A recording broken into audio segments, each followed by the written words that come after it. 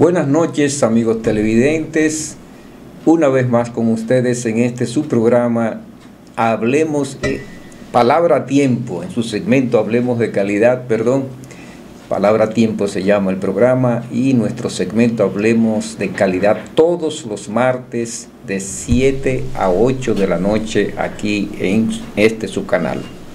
Hoy tenemos una conversación interesante sobre un tema que ha sido recurrente en este programa, que es el tema de la minería. Y como nosotros no somos especialistas, ni expertos, ni profesionales en el área de larga data, ni de experiencia, pensamos que era mejor traer a un experto que respondiera a nuestras inquietudes, nuestras preguntas, y quizás haciéndolo también respondiera a las de ustedes. Este es un programa diverso. La minería es uno de los temas permanentes de este programa, la calidad, con la diversidad de temas que tiene la calidad, y los temas institucionales, los temas de Estado, los temas que conciernen a una buena administración pública, todo esto con un marcado carácter educativo, que es lo que pretendemos en esta hora que permanecemos aquí todos los martes. Con nosotros esta noche está José Sena, que es un profesional del área, un experto minero que ha trabajado aquí y fuera del país, y con él vamos a mantener una conversación esta noche que yo apuesto a que va a ser muy interesante para todos ustedes. Buenas noches, José. Muy buenas noches y muchísimas gracias por la invitación a tu programa Palabra a Tiempo, que si bien es cierto es un novicio, ya es una cita obligada para todos aquellos que queremos aprender de cómo manejar la economía, la minería y cómo crecer como país. Bien, la primera inquietud que tenemos es que sabemos que usted es un profesional del área con mucha experiencia, con conocimientos adquiridos inclusive fuera del país, en universidades de prestigio, en centros educativos de prestigio, y quisiéramos que usted nos presente sucintamente esa experiencia y esa adquisición de conocimiento durante toda una gran parte de su vida. Bueno, en realidad la minería fue algo al azar. Nosotros éramos estudiantes de ingeniería civil en la Universidad Católica Madre y Maestra, y íbamos a hacer de la primera promoción de ingeniería civil por allá por el año 1975. Entonces ya la Rosario iba a iniciar para ese año y no había ingeniero de minas. Y la carrera Dominicana. La Rosario Dominicana, que para esa época era Rosario New York Honduras Mining Corporation. Eso lo saben muy pocas personas. Y su subsidiaria, Rosario Dominicana. Rosario Dominicana, sí. Entonces se buscaron estudiantes que tuvieran cierto nivel académico, y optamos por una beca, la cual ganamos. Y fuimos a estudiar ingeniería de mina per se, no geología ni metalurgia, ingeniería de mina a la Universidad de Arizona, donde básicamente al ser la reválida, pues caí en quinto semestre y tuve que hacer un esfuerzo extraordinario para graduarme en menos del tiempo. La beca era de 3 años y pude terminar en 2 años aproximadamente. Eso me hizo llegar al país por 3 cosas. Había dejado una novia que su madre nos dijo, la novia del estudiante no es la esposa del profesional, pero nosotros nos comunicábamos por carta en aquel tiempo. Y el compromiso de un trabajo seguro. Desde antes de yo graduarme había una plaza para trabajar en el área de planificación de la entonces Rosario Dominicana, y también un acuerdo para impartir docencia en la Madre y Maestra, en la cual tuve el privilegio de impartir las 3 minerías. Seguí ahí en paralelo, me casé y estuve 2 años en planificación de minas, tanto a mediano y largo plazo como a corto plazo, o sea, la producción diaria, la anual y el recuento con la vida útil del yacimiento, que para esa época era como unos 12 años. Planificación minera en la empresa, no institucional. ¿Sí? No, planificación minera básicamente en la producción, en el diseño de las mezclas que se requerían para mantener siempre el promedio de la ley promedio del yacimiento, y eso implicaba tener una minería de bancos múltiples.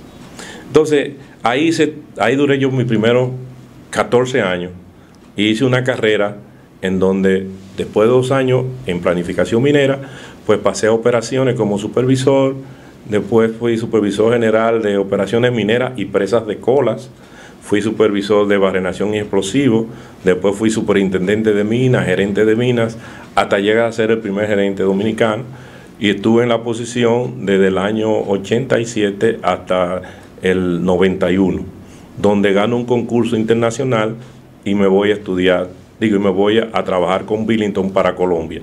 Antes de eso, pues pude hacer una maestría en minería operacional en la Universidad de Luleå, Suecia, donde me motivó también otra área que era básicamente la minería ambiental, que posteriormente regresé trabajando con Billington y pude hacer esa maestría.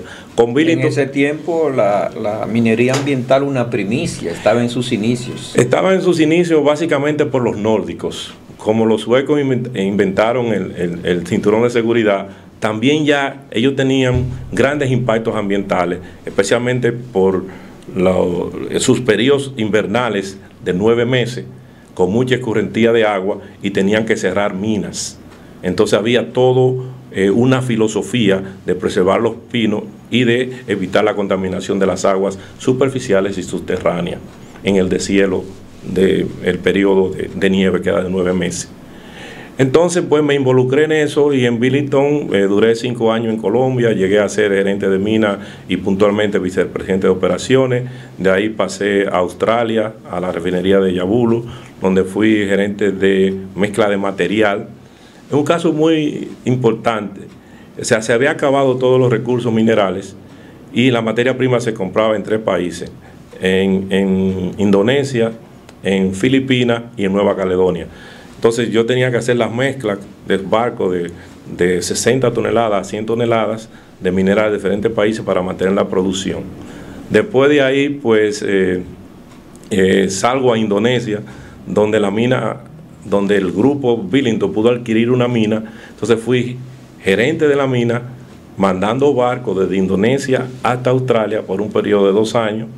Posteriormente fui a Sudáfrica por un asunto coyuntural, pasando de la división de níquel a la división de oro para evaluar la mina de oro de Sudáfrica, un proyecto que duró apenas 4 meses. De ahí pasé a Cuba, a un proyecto de las Camariocas, también en la división de níquel, después en Cuba, en San Felipe, y posteriormente en Surinam. Ahí pasaron 14 años más. Regreso al país. Tremenda experiencia. Regreso al país y quería tener una vacación, entonces me encuentro con un proyecto no metálico, y entonces me voy a trabajar a Block Cura, y de ahí la idea del blog ecológico. Es un blog hecho de cantera seca que tritura la roca caliza, y después de eso me involucro en un proyecto de minería ambiental, que es el proyecto de Las Lagunas, donde ocupé la posición de presidente, y desde ahí fui también presidente de la Cámara Minera Petrolera, y fui representando a una compañía. Yo no tengo empresa, yo soy un técnico, pero fui la cabeza del sector por 2 periodos, y ahora me desempeño. La Cámara Americana Minera Petrolera es el gremio principal del sector, de los 2 sectores, tanto del subsector hidrocarburos como del sector minero. Es correcto, es correcto, y estuvimos trabajando también con el EITI, con la Iniciativa para la Transparencia de la Industria Extractiva.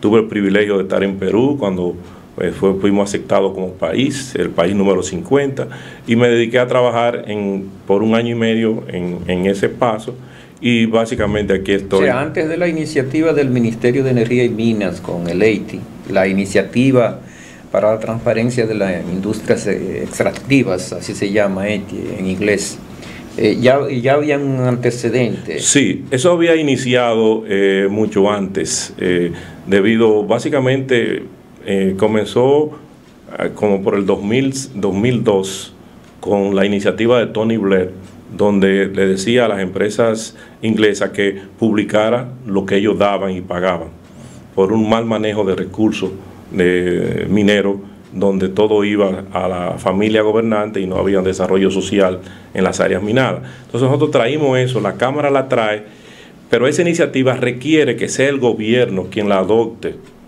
En un triángulo en donde están las empresas mineras, donde está el gobierno, que es también el champion, el líder, el gerente, y participación ciudadana con todas las fuerzas sociales. La sociedad civil. La sociedad civil. Sí.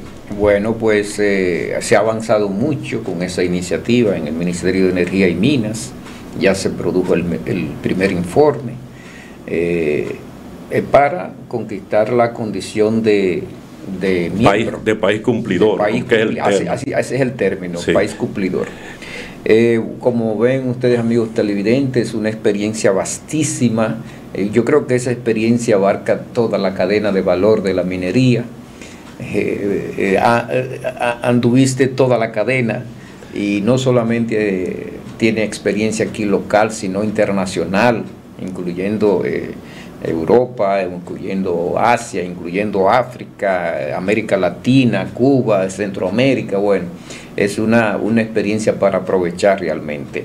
Y hablando de esa experiencia, como digo yo, en toda la cadena de valor y del conocimiento acumulado en ese sentido, sería bueno para los amigos televidentes que tú describieras cómo comienza la actividad minera y cómo debe terminar.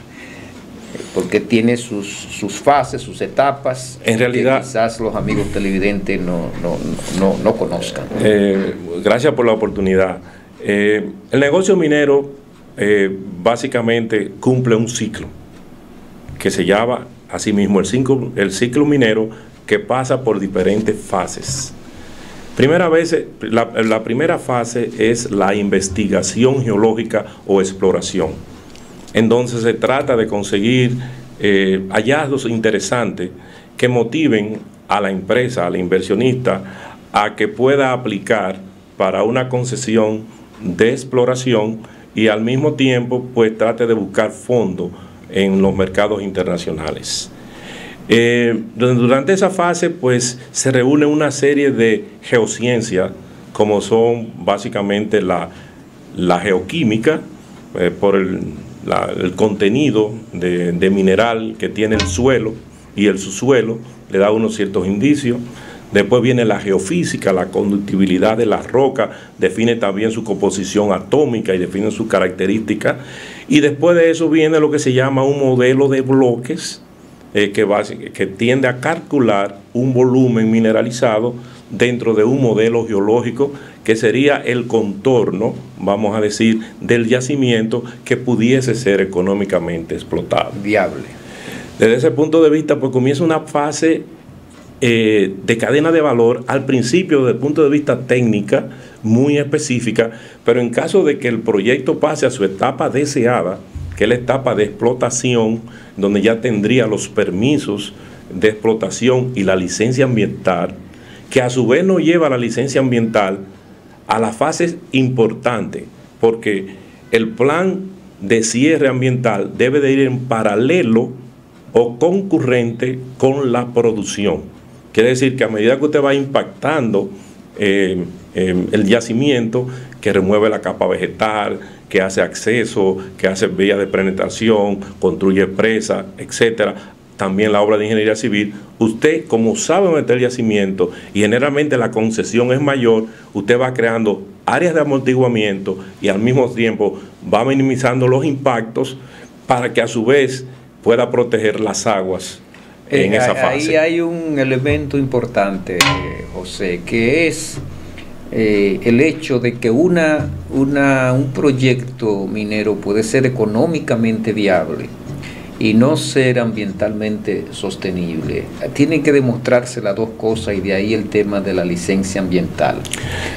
Bueno, hoy se hace un estudio de alta especialización para demostrar la viabilidad ambiental del proyecto.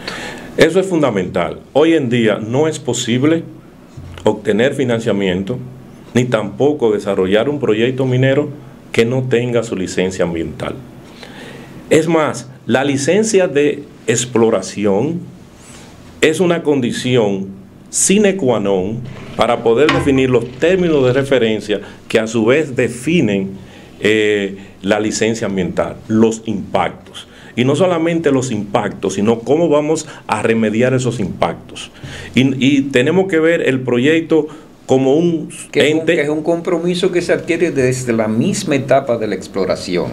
Bueno, de hecho. Porque se prolonga durante todo el ciclo, como dice usted, de la vida del proyecto. Lo único que en la exploración, debido al avance tecnológico, no es tan invasivo. No es invasivo. Entonces lo que se consigue es un permiso ambiental. Y hoy en día existe tecnología de satélite y también ya de perforadora que se llevan con trípode, donde ya usted no tiene que hacer caminos. No tiene que estar en el terreno. No tiene que estar en el terreno y puede tener una idea. Quiere decir que básicamente el permiso ambiental de la exploración es una buena práctica, pero se consigue relativamente simple, porque el impacto en la exploración pues es como cuando uno va al médico, hacerse todos los chequeos antes de ir a una operación, que generalmente, si su salud es buena, no se da. Ahora bien, el quid del asunto está en el negocio minero, es conseguir la licencia de explotación sujeta a la aprobación de la licencia ambiental, para que luego usted tenga los derechos mineros que le permitan explotar el yacimiento. Esa es la secuencia lógica de acontecimientos, digamos, técnicos y digamos socioambientales que tienen lugar aquí en el país. Usted obtiene de la autoridad competente una licencia de explotación o una concesión de explotación, depende del régimen de derechos que estemos hablando, y entonces el comienzo de las operaciones está sujeto a la obtención de la licencia ambiental, que debería ser una licencia ambiental de tercera parte, que no solamente de la autoridad. Bueno, nosotros vemos que donde avanzan los proyectos que son ambientalmente explotables, y cuando digo eso incluyo también la parte social, porque la parte ambiental también incluye lo social. Ese otro tipo de licencia. Sí. Bueno, hay países que van en paralelo. Sí. Hay países que van en paralelo porque a medida que usted va... No, y es la preocupación mayor de las comunidades. Sí. O sea, usted tiene que comenzar con una etapa de divulgación, de explicarle a los comunitarios, a los circunvecinos donde va a estar su área de explotación, probablemente, de cómo usted va a impactar al medio ambiente, qué método usted va a utilizar, qué químico va a utilizar, cómo serán manejados los desechos, cómo serán manejados la capa vegetal, cómo se va a preservar el agua. Los empleos que va a generar. Los empleos, bueno, eso es lo primero que se ve. Sí. Lo primero que se ve es cuando uno va, porque todo el mundo quiere tener empleo.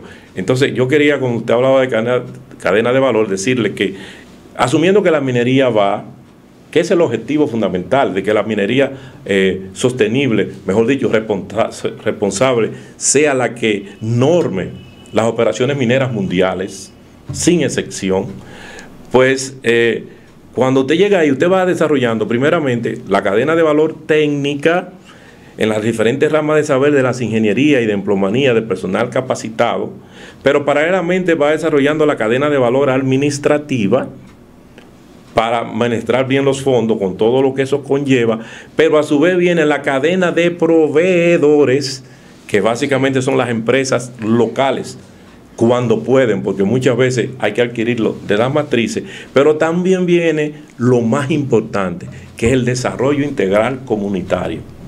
¿Cómo vamos a ligar el desarrollo de esa comunidad que, si está apartada, ha tenido un acceso, ha tenido energía eléctrica, porque la empresa lleva acceso a energía eléctrica, telecomunicaciones? Entonces, toda esa tecnología, ¿cómo vamos a integrar a personas que generalmente no están preparadas desde el punto de vista académico, pero tienen una necesidad imperiosa de trabajar? Entonces vienen los entrenamientos en línea y también una cadena de proveedores con un capital semilla. Uno de los ejemplos que a mí más me llama la atención, pues lo hizo Billington en Colombia, en el pueblecito de Monte Líbano, en una mina de níquel. Resulta ser que habían una asociación de damas que se dedicaban a coser, pero solamente vestido de mujer. Y los holandeses le llevaron la idea con patrones y todo eso, que si podían hacer los uniformes de los trabajadores. Y bueno, pero había que cambiarle las máquinas, porque con esa maquinita de pedales no se podía. Y se comenzó un proyecto solamente supliéndole los uniformes a la empleomanía, que eran alrededor de 1.600 personas, porque todos ya usaban el mismo uniforme, no importa que fuese obrero o fuese el presidente de la empresa.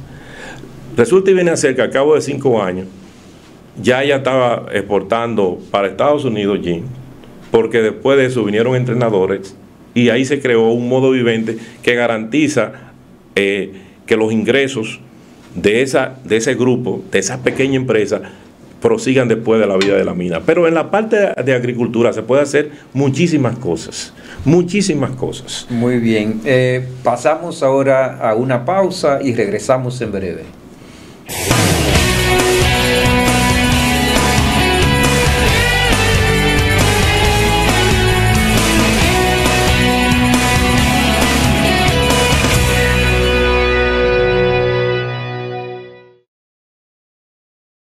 ¿Te ha pasado que luego de todo un día de trabajo vas a un banco, pero cuando llegas ya han cerrado?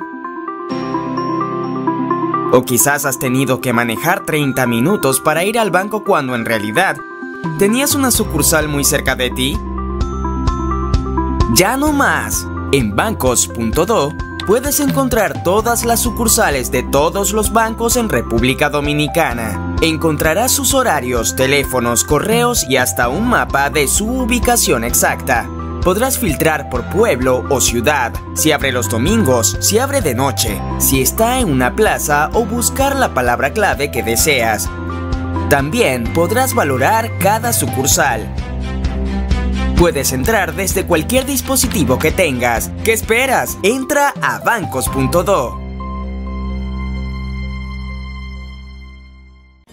Higüey Travel te lleva a conocer Israel, Palestina, Jordania y Egipto. 14 días de aventura, todo incluido. Nuestra excursión incluye boletos aéreos, traslados, alojamiento y visitas según itinerario, alimentación completa, tarjetas de asistencia en caso de accidente, guía de habla hispana, impuestos incluidos, tour en autobús de lujo con Wi-Fi. Visitaremos las espectaculares pirámides de Giza en Egipto, la monumental ciudad de Petra en Jordania, la iglesia de la Natividad donde nació nuestro Señor Jesús en Belén, Palestina, así como la ciudad santa de Jerusalén en Israel. Viajamos del 24 de junio al 5 de julio, desde $4,995 por persona. Deja tu viaje en manos de expertos. Llama al 829-853-4440 y 829-645-7755 o escríbenos a higüeytravelsa@hotmail.com.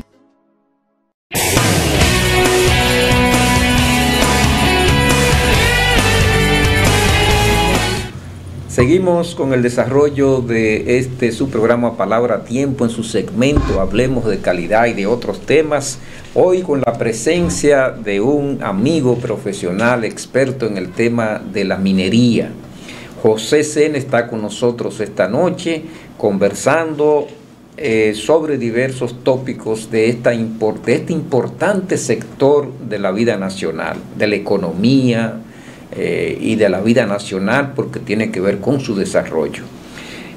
Hay un tema el tema que estamos conversando del permiso ambiental, y yo te decía fuera de cámara que también está el tema que se ha puesto de moda en algunos países, que es el tema de la licencia social para operar, que no es una licencia otorgada por el gobierno, sino una licencia otorgada por la comunidad.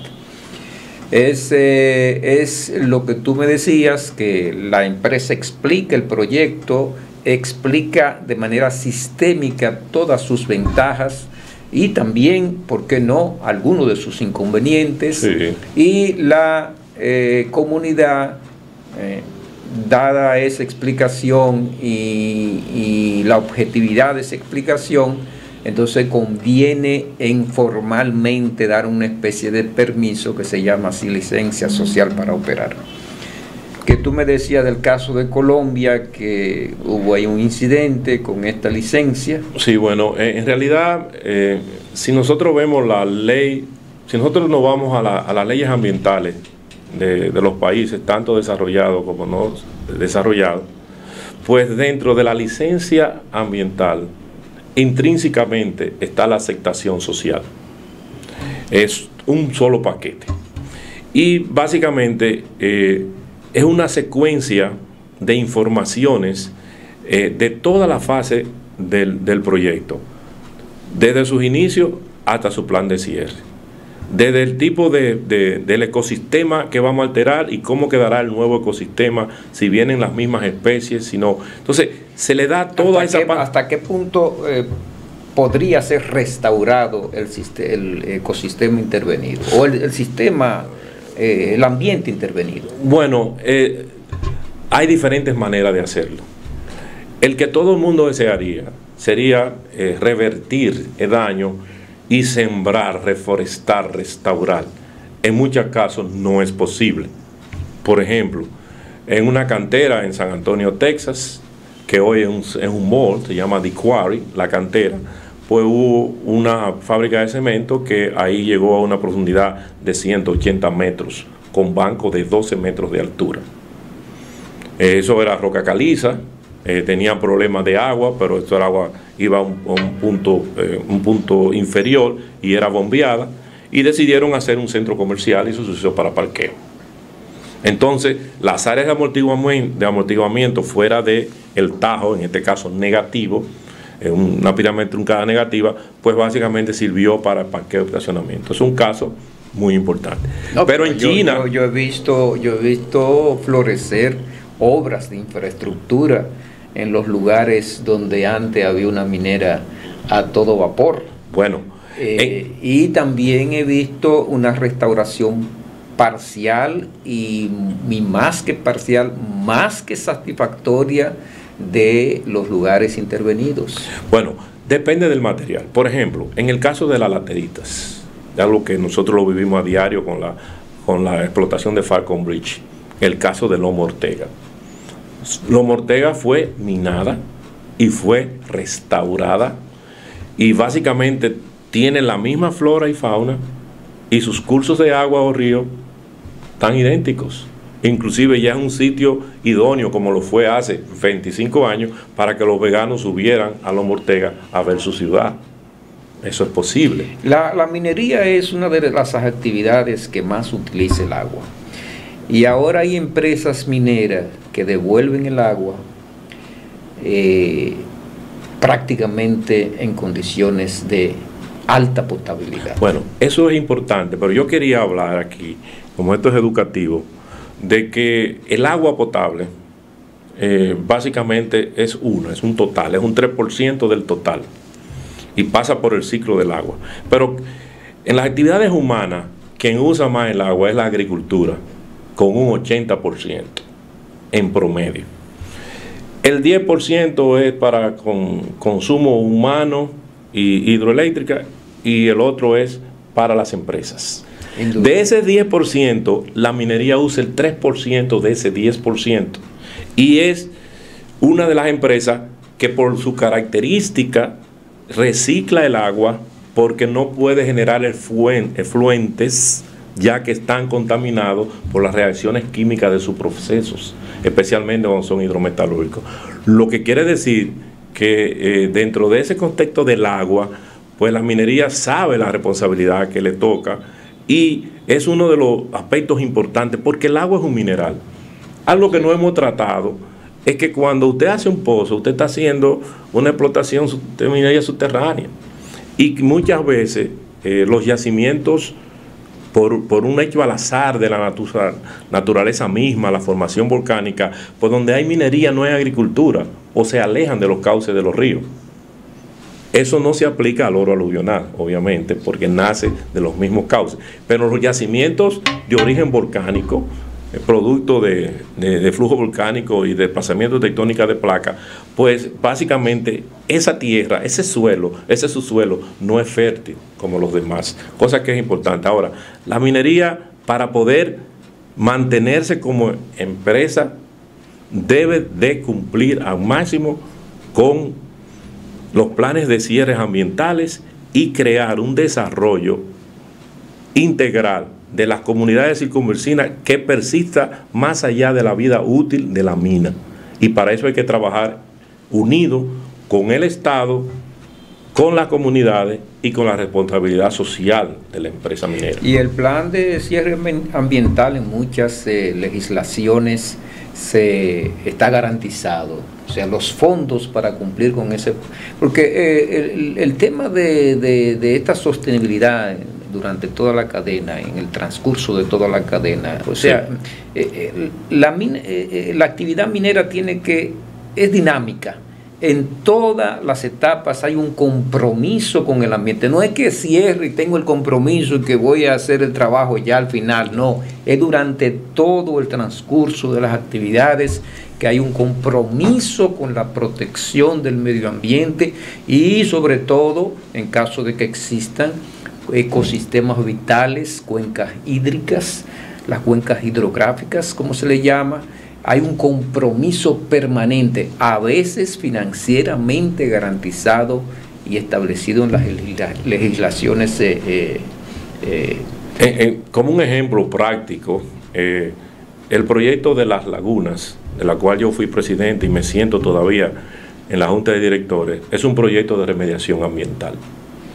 Es básicamente el remanejo o reciclaje de las colas de sulfuro que generan drenaje ácido, que pasado por el proceso albión se oxidan y se recupera el oro y la plata.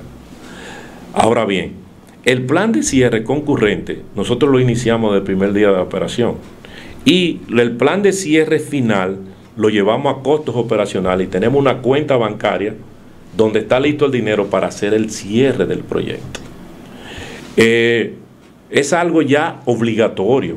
Y si usted no puede llevarlo a un costo operacional, porque su periodo de pago de la inversión capital es muy austero, usted lo puede garantizar a través de un seguro. Así es. Con el monto total del plan de cierre, pero concurrente, como usted me dice, desde el inicio hasta el final.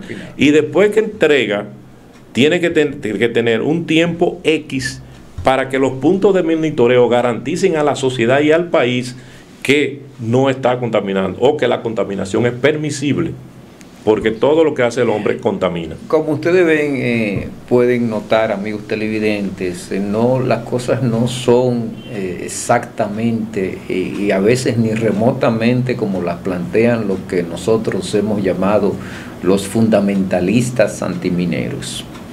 La actividad minera es muy exigente en todo sentido y obviamente es una actividad capital intensivo que requiere también la garantía de rentabilidad para los inversionistas, o sea que ellos también gana la sociedad y gana también la economía nacional. Es más complejo y más exigente de lo que estos grupos ambientalistas presentan la actividad. Obviamente hay malos ejemplos, hay minas abandonadas, hay daños ambientales no resarcidos, hay también ciertamente irresponsabilidad de parte de ciertas autoridades en muchos países que no cumplen con el deber del control, de la fiscalización, del monitoreo, de la inspección.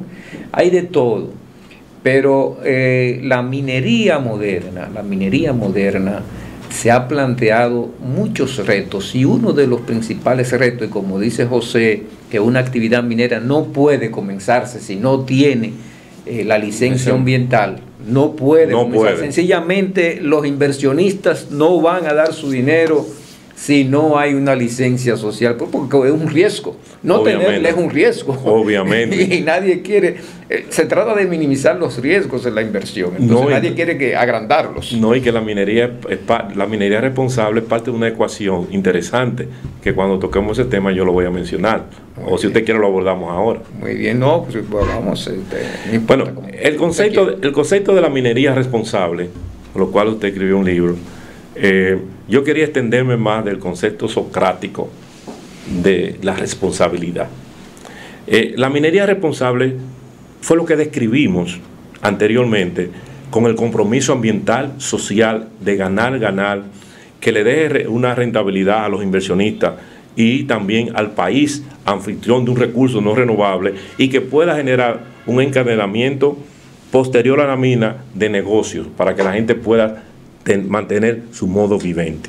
Ahora bien, a esas responsabilidades que pudieran ser locales, vamos a decir, en pleno cumplimiento de las leyes que se aplican para la minería en República Dominicana, si la compañía es de fuera, nosotros tenemos que adoptar los parámetros ambientales de esa empresa.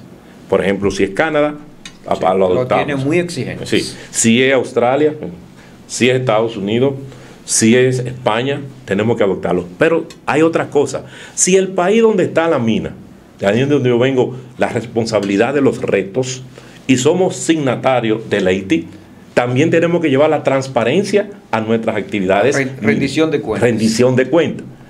Sin adición a eso, el país es compromisado con los objetivos de desarrollo del milenio, también que tenemos que evitar la pobreza, no tener discriminación de género, darle facilidades a los minusválidos que trabajen, pero si el país también es signatario del cambio climático, tenemos que pensar entonces cómo vamos a mantener un balance positivo de oxígeno en las actividades que realizamos la minería. Es por eso que yo digo que la minería responsable es el reto de cumplir más allá de lo que dice el negocio, sino de los acuerdos internacionales que tiene el país en un mundo globalizado. Sí, ahí realmente yo lo veo, siempre lo he visto desde el punto de vista de dos aristas. El compromiso, la responsabilidad de parte de la empresa, que la empresa, como usted dice, tiene sus estándares, tiene sus buenas prácticas, y tiene su modus operandi específico cada empresa de acuerdo a unos estándares, a una normatividad que según sea el país se ha diseñado en ese país, diseñada claro, por el Estado, de la mano con el Estado. Y la otra arista es la responsabilidad de la autoridad. Porque si llega una empresa minera responsable a un país donde las autoridades sean irresponsables y no tengan ningún sentido de compromiso con la sociedad, con lo que nosotros durante mucho tiempo llamamos el interés nacional, sí, pues la empresa va a sentir que tiene un espacio para infringir hasta sus propias normas, cosa que no sucede con frecuencia con las grandes corporaciones, no, que son muy celosas del cumplimiento. Generalmente no ocurre, pero sí ya es en países que suelen permitir eso, o que no hay una seguridad país en términos global, llámese Haití, no va a obtener financiamiento. Sí, muy difícil. Y algunos países africanos que por su modo de manejo de los recursos mineros, tampoco usted puede conseguir financiamiento. Así es. Entonces, hay un ojo visor, una vista en planta de las actividades mineras para que podamos cumplir con lo que es la minería responsable. Yo puse el ejemplo, Sena, de José, de que, por ejemplo, los países europeos están exigiendo al comprarte la carne hasta la certificación de cómo tú mates el animal. Sí.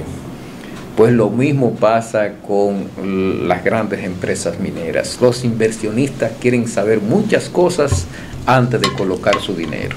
Es correcto. Y una de ellas es esa, cómo se maneja el tema ambiental. Pero no solamente el tema ambiental, y muchos otros temas relacionados con el ambiente, con las comunidades, con los compromisos de los que el país es signatario internacionales, los objetivos del desarrollo sostenible, el cambio climático, todo lo que tú has mencionado. Sí. De modo que es algo este compromiso es multidimensional. Y hay algo importante. No debemos frenar la minería que comienza con una exploración, que es una investigación científica. Estadísticamente, de 100 proyectos de exploración, solamente un 2% llega a explotación. Y es una fuente también de datos para el país. porque se hacen todos los estudios básicos del suelo, del subsuelo, de información geológica, también se puede usar para movimientos telúricos. Hay una base de datos muy concentrada que se le puede anexar a la base de datos nacional con mayor precisión, porque son áreas aisladas. Hay otro tema que queremos tratar, una hora va a ser muy breve tiempo para conversar con José, que es el tema de las perspectivas en el corto y mediano plazo del sector minero nacional. ¿Hacia cuáles aspectos normativos, institucionales y prácticos los dominicanos debemos apuntar? Bueno, la minería en la República Dominicana, desde la primera década de este siglo, ha estado en luna de miel, prácticamente porque los proyectos mineros que estaban en carpeta arrancaron, los grandes como Barrick, en el año 2012. Y hemos visto el impacto económico, no solamente de las exportaciones, sino en las rentas nacionales, en los aportes y en la empleomanía y en los stakeholders o socios que prestan servicios o viven de la empresa, que básicamente han crecido. Sin embargo, para usted mantener una proyección minera y basada en oro, como es el caso nuestro, pues no podemos basarlo en petróleo, no lo hemos encontrado todavía, ni tenemos suficiente ámbar para eso, ni suficiente larimar, pero sí tenemos oro. Si nosotros hacemos un plan a 25 años, y exactamente las reservas probadas de Barrick en el 2012 fueron 25 millones de toneladas, y han pasado 7 años, nosotros debemos de tener en diferentes regiones del país esos 7 millones de onzas de oro para seguir en el presente y en el mediano plazo aportando, mantener el ritmo de los aportes del oro que tiene el 75% de las exportaciones. Sin embargo, hay otras cosas que no se ven.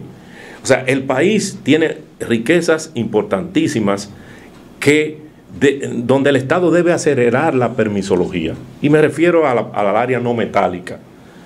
Mucha gente, por ejemplo, dice no a la minería metálica, pero se olvida que la metálica es importantísima, y me refiero básicamente a la roca, me refiero al cemento, a los agregados. Para usos industriales y agrícolas también. Por ejemplo, la caliza de República Dominicana, por su formación geológica de arco volcánico, es una de las más ricas en contenido de carbonato de calcio del país. No es a priori. Y grandes reservas están cerca en la zona más pobre del país, que es la llamada línea fronteriza. Línea fronteriza, sí. Pero a pesar de todo, ya tenemos 7 plantas de cemento. Chile tiene 3. Desde luego hay una que no está operando, que es la de Pedernales. Pero tenemos 6 plantas de cemento. Tenemos 25 canteras secas para producir agregados que tienen un encadenamiento, porque pueden producir grava, arena, bloque, asfalto pretensado. Entonces, tenemos esas riquezas. Es promisorio el futuro. Entonces. Es promisorio desde el punto de vista no metálico y desde el punto de vista metálico. Ahora bien, ¿qué yo haría desde el punto de vista normativo? El país ha avanzado mucho. Si usted se coloca al país en 6 años atrás, no había Ministerio de Energía y Minas. 6 años atrás no se hablaba de deleite. 6 años de atrás, si no se hablaba de deleite, no se hablaba de transparencia ni de rendición de cuentas. 6 años atrás tampoco se hablaba de un servicio geológico debidamente formalizado. Como de responsabilidad ni de sostenibilidad. En absoluto. Entonces, hemos avanzado mucho. Sin embargo, estamos rezagados en la permisología, en los tiempos en donde debe cumplir tanto el promotor del proyecto como el Estado para que los proyectos mineros avancen. Entonces, y hay dualidad de funciones. Yo quería... Ese ya es el tema institucional. Sí, ese tema institucional. Por ejemplo, yo voy a poner una mediatriz que yo he visto en otros países. Creo que es buena práctica y por eso la menciono. La licencia ambiental es 100% responsabilidad del Ministerio de Medio Ambiente y Recursos Naturales. Sí, así es. La licencia de explotación, que después de haber cumplido una fase primaria de investigación, la exploración, y de tener un hallazgo que potencialmente es económico, está sujeta a la licencia ambiental. Por tal razón, debe haber una pronta tramitación para que los inversionistas no se alejen del país. Menos burocracia, más agilidad, más eficiencia, procesos más simplificados. Pero vamos a seguir con estos temas y vamos a otra pausa comercial, amigos televidentes. Volvemos en un minuto.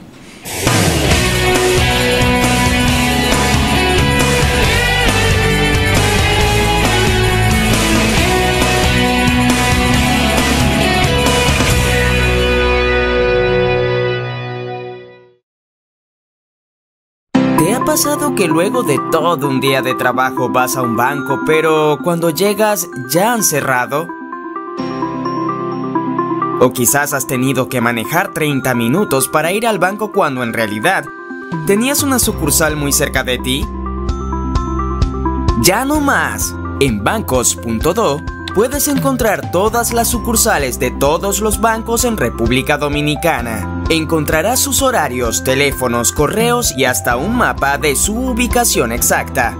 Podrás filtrar por pueblo o ciudad, si abre los domingos, si abre de noche, si está en una plaza o buscar la palabra clave que deseas. También podrás valorar cada sucursal. Puedes entrar desde cualquier dispositivo que tengas. ¿Qué esperas? Entra a bancos.do. Higüey Travel te lleva a conocer Israel, Palestina, Jordania y Egipto. 14 días de aventura, todo incluido. Nuestra excursión incluye boletos aéreos, traslados, alojamiento y visitas según itinerario, alimentación completa, tarjetas de asistencia en caso de accidente, guía de habla hispana, impuestos incluidos, tour en autobús de lujo con Wi-Fi. Visitaremos las espectaculares pirámides de Giza en Egipto, la monumental ciudad de Petra en Jordania, la iglesia de la Natividad donde nació nuestro Señor Jesús en Belén, Palestina, así como la ciudad santa de Jerusalén en Israel.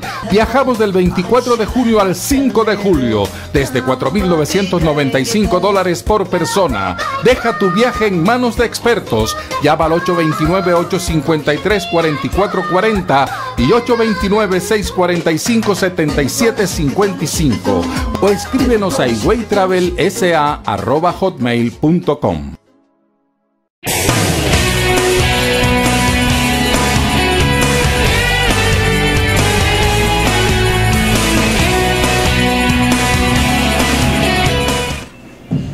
Seguimos, amigos televidentes, con el desarrollo de este hoy interesantísimo programa sobre minería. Estamos hablando de la riqueza, de las perspectivas en el corto y mediano plazo de la minería nacional.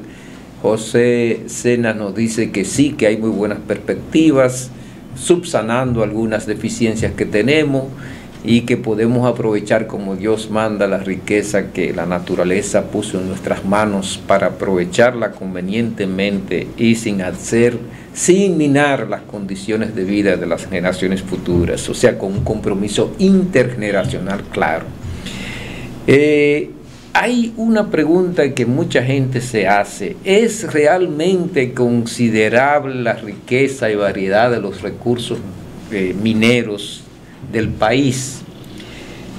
Hay reservas probadas, cuantificadas, que nos permitan a nosotros decir, bueno, apostemos a la minería como uno de los sectores clave del desarrollo nacional. Evidencia geológica. Como lo dijo el presidente, que el presidente hizo una en su rendición de cuentas del 27 de febrero, hizo una apuesta a la minería, lo que está muy bien. Bueno, de hecho,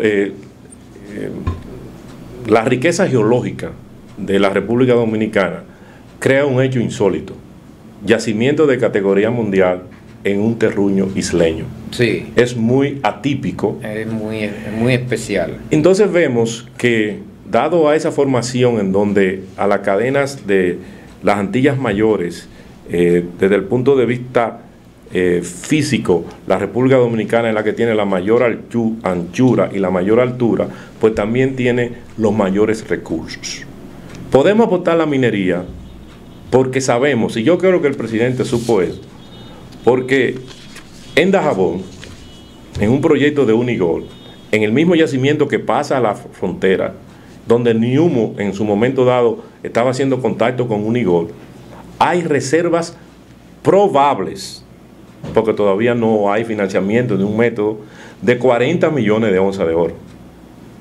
Ahora, si nosotros vamos por la formación Tireo, donde básicamente tenemos el caso Romero, que arranca con 1.1 millones de toneladas probadas, en el mismo yacimiento ellos tienen 3 millones, pero ellos tienen otras concesiones al lado, que sumándola es, más otra que tiene Precipitate Gold, que no han avanzado porque no han podido tener los recursos en la bolsa de valores, pues nosotros podemos encontrar en esa área alrededor de unos 10 millones de onzas de oro más.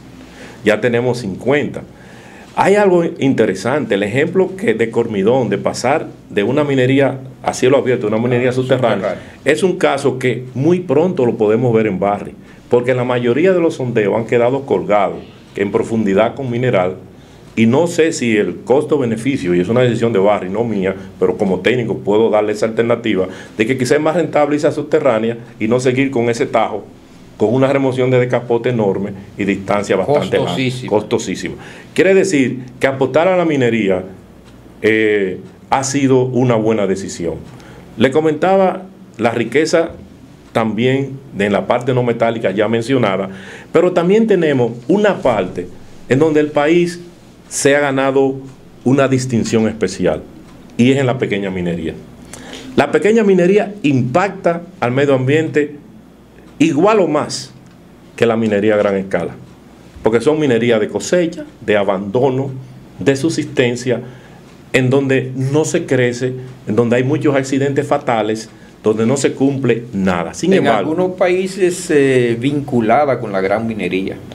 Bueno, ha ocurrido eso, vinculado a la gran minería y también a tráfico ilegal de venta de oro, especialmente en Sudamérica, por la frontera con Brasil, Venezuela, Colombia y Guyana. Es un caso ya estudiado y conocido. Sí, sí. Bueno, de todas maneras, el caso de la Esmeralda el caso de la Esmeralda en Colombia, donde es una mafia controlada por los capos. Así es. Así que ahora, sin embargo, en el país, el Estado ha tomado un liderazgo sano y positivo. Porque, por ejemplo, en el caso del ámbar, en donde hubo una queja que el ámbar se iba a, no aparecía el ámbar, después de la gran demanda de los chinos. Entonces, la Dirección General de Minería, por instrucciones del Ministerio y también del presidente, evaluó la reserva de ámbar, básicamente en Atomayor, en Puerto Plata y Santiago, y tenemos ámbar por muchísimo tiempo, porque están en estratos que ellos no habían llegado, ellos apenas habían llegado a unos 12 metros, y el ámbar en los estratos más profundo, y por ende aumenta más el volumen. Eso le va a permitir también a ellos tener asesoría de cómo hacer esos túneles, porque se conoce muy bien su geología. Los amigos televidentes deben saber que mientras más profundo, mientras tú avanzas de un estrato a otro, más millones de años hay. Exacto. Y más animalitos o reptiles puede tener el ámbar, y si en azul, que todavía lo hace más atractivo. Mucho más atractivo. Yo creo que se nos van a quedar muchos temas porque el tiempo, José, se nos acabó. En televisión es así, que una hora pasa rápido. Se nos quedaron unos temas en carpeta. Lo mismo podría decir del Arimal, que se está haciendo lo mismo. Sí, y el Ministerio de Energía y Minas está desarrollando un programa de la pequeña y mediana minería con el objetivo de lograr su formalización, su entrada a la economía formal, la educación de los pequeños mineros, desarrollar la orfebrería, la inducción de buenas prácticas hasta donde se pueda, el mejoramiento de muchos o la solución de muchos problemas en toda la cadena de valor, incluida la comercialización, la intermediación, que a veces es criminal en estos casos. O sea, se está haciendo un trabajo de parte de la autoridad con el tema de la pequeña y mediana minería. Pero el tiempo se nos acabó. José, muchas gracias por tu participación. Yo espero que este no sea el último programa. Si hay que grabarlo, lo grabamos, pero el pueblo dominicano, la sociedad dominicana necesita que se le oriente, y las personas que tienen conocimientos tienen el deber de hacerlo. Bueno, para mí es un honor colaborar y estamos a sus órdenes. Nosotros, lo poquito que sabemos está también para la comunidad, porque en realidad estamos apostando a la minería y vamos a ganar. Así que tenemos que trabajar unidos. Buenas noches, amigos televidentes.